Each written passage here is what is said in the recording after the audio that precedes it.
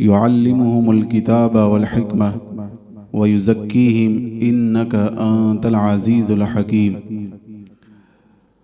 मुअज़्ज़ज़ व मुहतशम हाज़रीन व सामिईन इकराम, आज हम दरसे तसव्वुफ़ में हाज़िर हैं और दीन इस्लाम में हर मुसलमान को तसव्वुफ़ की ज़रूरत है।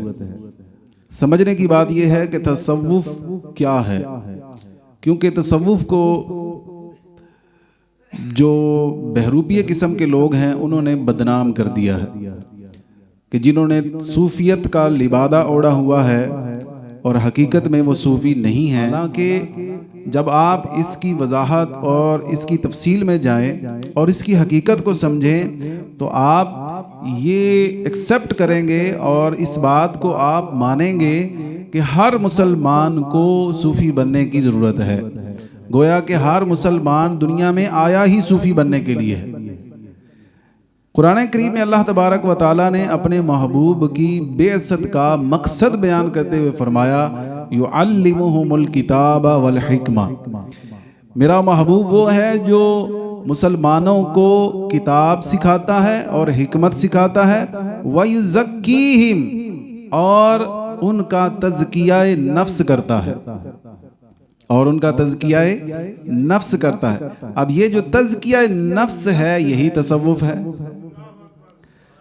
तो तसव्वुफ़ के मानने वालों और इस पर अमल करने वालों की बेसिकली तीन अक़साम है। पहली किस्म है सूफ़ी। सूफ़ी कौन होता है? जो खुद को फना करके हक के साथ मिल जाए,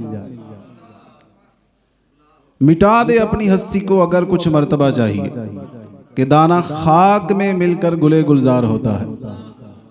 सूफ़ी वो होता है जो खुद को फना करके हक के साथ मिल जाए और ख्वाहिशात नफ्स को मार कर हकीकत से पैवस्ता हो जाए, उसको सूफ़ी कहा जाता है। और दूसरी किस्म है मुतसव्विफ़। मुतसव्विफ़ उसे कहते हैं जो रियाज़ात, इबादात और दीगर मुशक्क़तें बर्दाश्त करके इस मंजिल को पाने की कोशिश करे। और तीसरी किस्म है मुस्तस्विफ़, जो बहरूपिया हो, जिसने सूफियत का लिबादा ओढ़ा हुआ हो और उसके अंदर कोई हकीकत और मार्फत की और शरीयत पर अमल की कोई चीज़ ना हो, उसे मुस्तस्विफ़ कहा जाता है। तसव्वुफ़ की बिल्कुल आसान तारीफ़ आपको बता रहा हूँ कि जो आमाले शरीयत हैं उन्हें आला तरीके से अदा करना तसव्वुफ़ है। आमाले शरीयत को आला दर्जे, और इसी का जिक्र हदीस जिब्रील में है। जिब्रील अमीन अलैहिस्सलाम ने हुजूर सरवरे दो आलम, सब कह रहे हैं सल्लल्लाहु अलैहि वसल्लम से पूछा, मल एहसान, हुजूर एहसान क्या है? फरमाया, अन तअबुदल्लाह कअन्नका तराह, तू अपने रब की इबादत इस तरह करके गोया तू रब को देख रहा है। ये आला दर्जे का तसव्वुफ़ है। आप देखें कि मैं इसको कुरान से एक्सप्लेन करता हूँ। देखें कुरान में अल्लाह ने फरमाया, इन्नस्सलाता तन्हा अनिल फहशाई वल मुनकर, नमाज बेहयाई और बुरे कामों से रोकती है। नमाज शरीयत है, नमाज का हुक्म शरीयत है। तन्हा अनिल फहशाई वल मुनकर, ये तसव्वुफ़ है। क्योंकि जो नमाज तुझे बेहयाई से ना रोके, जो नमाज तुझे बुरे कामों से ना रोके, तो समझ ले कि तू नमाज की हकीकत को पहुंचा ही नहीं। तेरा सर तो सजदे में झुका हुआ है, दिल नहीं झुका हुआ। तू तसव्वुफ़ की हकीकत को अगर पाना चाहता है तो जब तेरी नमाज इस दर्जे को पहुंच जाए कि तू अनिल फहशा वल मुनकर का मिस्दाक बन जाए, कि तेरी नमाज तुझे बेहयाई और बुरे कामों से रोक रही है, समझ तो सूफी बन गया है। ऐसी नमाज पढ़ जो तुझे बेहयाई से रोक दे, बुरे कामों से रोक दे। दूसरी मिसाल देता हूँ, कुरान करीम में अल्लाह ने फरमाया, कुतिबा अलैकुमुस्सियाम, तुम पर रोजे फर्ज किए गए, कमा कुतिबा अलल्लज़ीना मिन क़ब्लिकुम, जैसा तुमसे पहले लोगों पर फर्ज किए गए थे। ये शरीयत है। ये क्या है? शरीयत है। लअल्लकुम तत्तकून, क्यों फर्ज किए गए? ताकि तुम मुत्तकी बन जाओ। ये तसव्वुफ़ है, ताकि तुम मुत्तकी बन जाओ। ये क्या है? तसव्वुफ़। हम ज़कात देते हैं, ज़कात का हमें हुक्म है। ज़कात का अल्लाह ने हुक्म दिया, फरमाया खुज़ मिन अमवालिहिम सदक़तन, महबूब इनके अमवाल से सदका लीजिए। सदका यहाँ ज़कात के माना में है। तो ताहिरुहुम बिहा व तुज़क्कीहिम, और इस सदके के जरिए, ज़कात के जरिए इनके दिलों को पाक कर दीजिए। ज़कात अदा करना हुक्म शरीयत है, लेकिन अपने नफ्स का पाक हो जाना ये तसव्वुफ है। तो मतलब ये है, सारी बात का खुलासा ये हुआ कि इबादात के मकसद को पहुंच जाना ही तसव्वुफ है। इबादात के मकसद को पहुंच जाना। नमाज पढ़, फिर नमाज अगर तुझे बेहयाई से रोक दे तो तेरा ये मकाम तुझे मिल गया।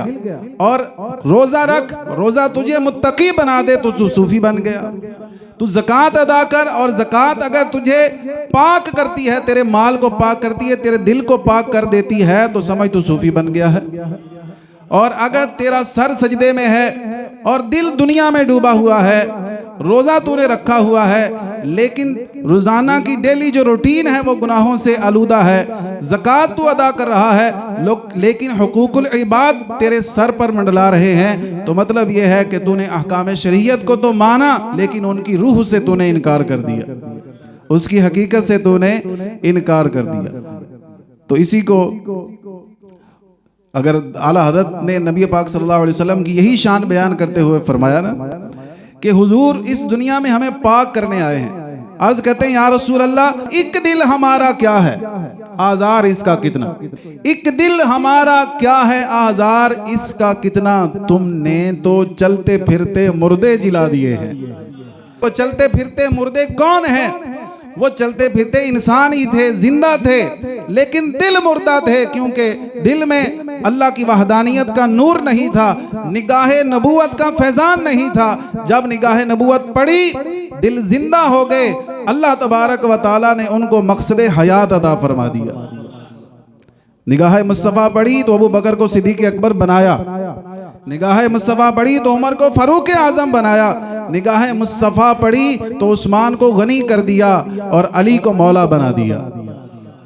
जिस तरफ उठ गई दम में दम आ गया, उस निगाहे इनायत पे लाखों सलाम।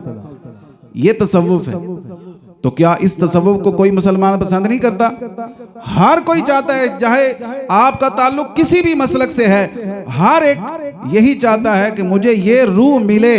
तो मतलब अगर आप इसको एक्सेप्ट कर रहे हैं तो फिर आप इस चीज को भी मान लें कि हमने सूफी बनना है। तो फिर इस सूफियत में कौन एतराज कर सकता है?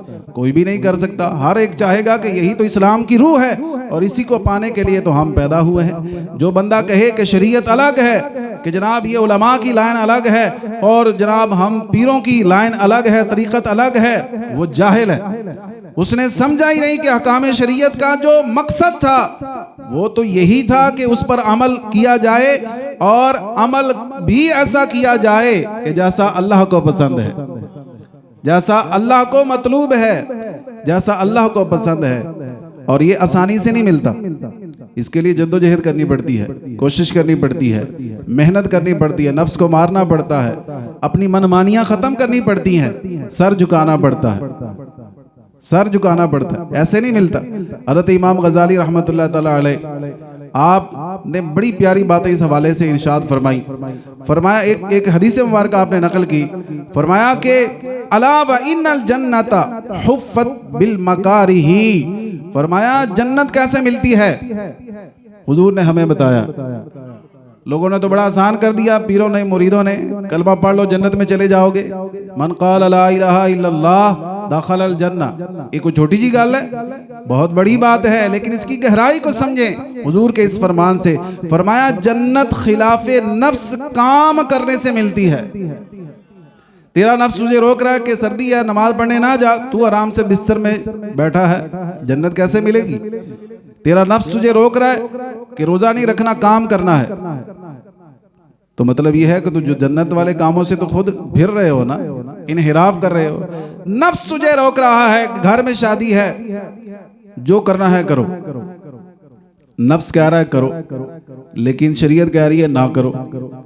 तो अब अगर आपने अपने खिलाफे नफ्स काम कर लिया तो आप जन्नत के रास्ते पे हैं। लेकिन अगर आप बच्चों के पीछे लग गए, रिश्तेदारों के पीछे लग गए, ओ जी खुशी का मौका, सारा कुछ चल रहा, तो फिर मतलब यह है कि आप अपने नफ्स के गुलाम है, आपको शरीयत से कोई काम नहीं है। फरमाया व इन्नन नारा हुफ़्फ़त बिश्शहवात, और फरमाया दोज़ख में लोग अपनी शहवात की वजह से दाखिल होंगे, शहवात की वजह से लोग दोज़ख में दाखिल होंगे। तो ये नबी पाक सल्लल्लाहु अलैहि वसल्लम तसव्वुफ ही तो सिखा रहे हैं, नफ्स की खिलाफ वर्जी करना और अपने नफ्स को, अपने दिलो दिमाग को सही तरह मुस्तफ़ा सल्लल्लाहु अलैहि वसल्लम की पैरवी में डाल देना, यही तसव्वुफ है। और इसी तसव्वुफ को औलिया इकराम ने उजागर किया है, इसी तसव्वुफ को हज़रत सुल्तान बाहू आलिया रहमा ने उजागर किया है। इस मंजिल तक जब बंदा पहुंच जाता है, मट्टी पर निगाह डाले सोना बन जाती है। इस मंजिल पर जब बंदा पहुंच जाता है तो फिर पीर मेहर अली शाह की बारगाह में अंग्रेज आता है, वो अपने पिस्टल से उड़ते परिंदे को निशाना बनाकर गिरा देता है, लेकिन सूफी अपनी तस्बीह लगा के उसे जिंदा कर देता है। वो हज़रत सुल्तान बाहू आलिया रहमा की बारगाह में आप रास्ते पर ही कहीं थे तो कुछ कुफ्फार गुजरे और राह पूछा जी हजरत सीधा राह केड़ा है। उन्होंने सवाल किया हजरत सीधा राह केड़ा, आपने फरमाया सीधा राह ला इलाहा इल्लल्लाह। इतनी बात सुननी थी कि वो सारे के सारे मुसलमान हो गए।